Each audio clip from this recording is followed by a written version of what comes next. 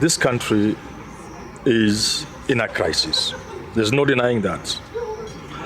We are in a political crisis, deep, and we are soon headed to a constitutional crisis. A constitutional crisis arises when you have urgent issues, things that could crash the country, and for which there are no laws or constitutional remedies.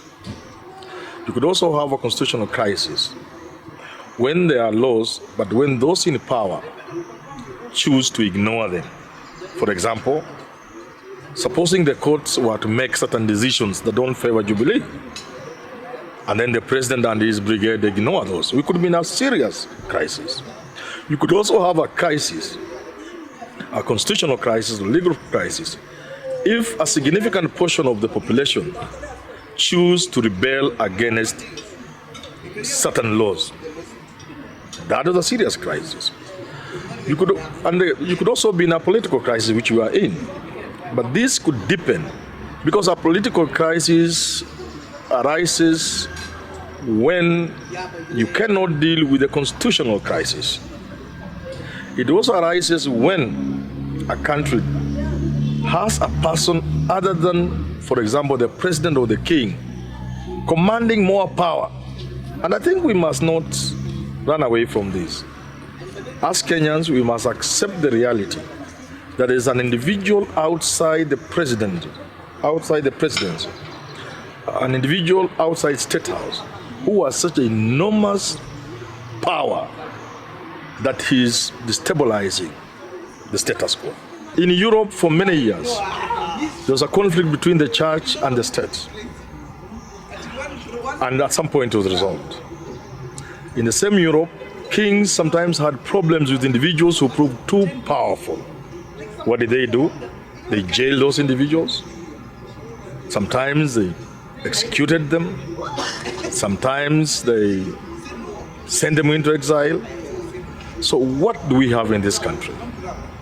We have a situation in Kenya today where there's one individual who is more powerful than you might wish to say an individual should be.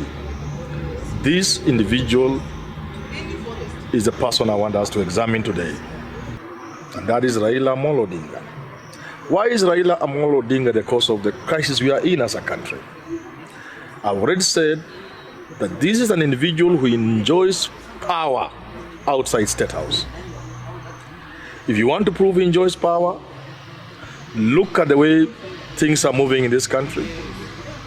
Look at the way his name is being mentioned negatively, the expletives, the insults hurled at him, Muganga, Mchawi, and all those things. Look at certain actions. Look at the way the government is using the security forces. These are indications that there is an individual who holds such enormous power that he can disturb the arrangement in a country. And why is it so?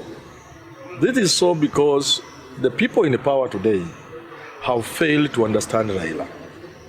And if they wanted to deal with RAILA and therefore handle the crisis we are in, they must understand that RAILA from the 1980s and the evolution of the RAILA they are dealing with, a kind of metamorphosis.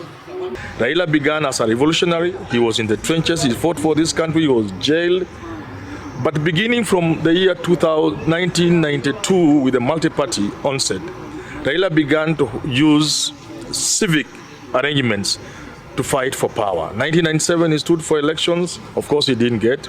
2002 he was part of the team that removed KANU from power, and this affirmed to him that you can get to power away from the trenches, away from the bush.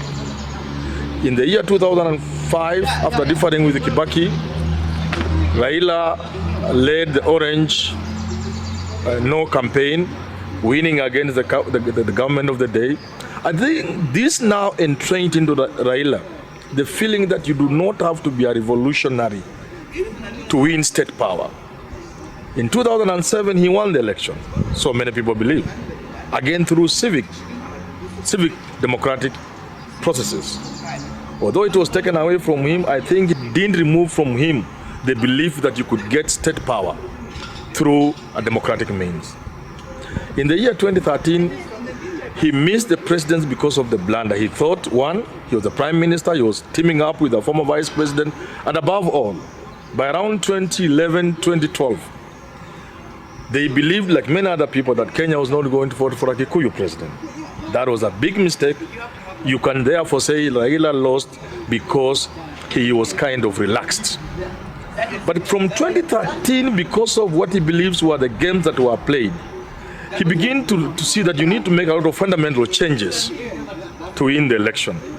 And this was witnessed by the many moves he made, including the court cases and so on and so forth, so that by the time we are going to election 2017, I think all was set for his victory. It didn't work.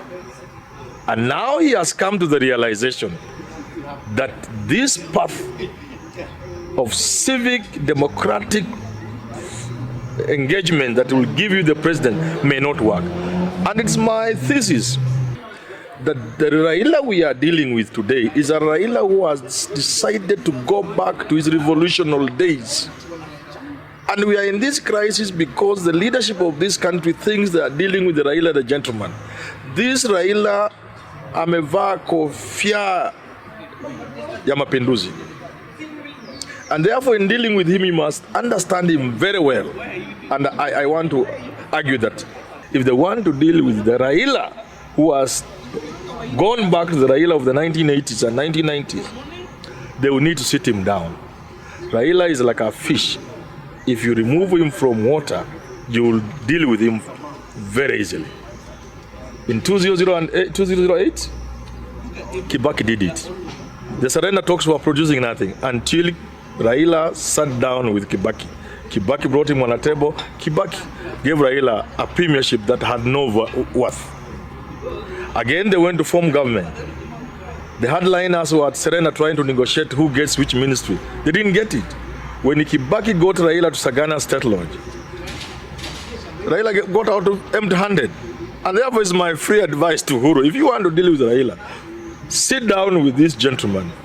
You are likely to pin him down so long as you ensure Orengo is not there. Just sit the two of you, maybe with Chepukati, and I can assure you, you are able to deal with Raila. If, however, you ignore, you'll end up sitting with him in a forum that he will be dictating. At that time, you will have no control over what will be the end product. The end product, as I can see it, is that Raila will ultimately get state power.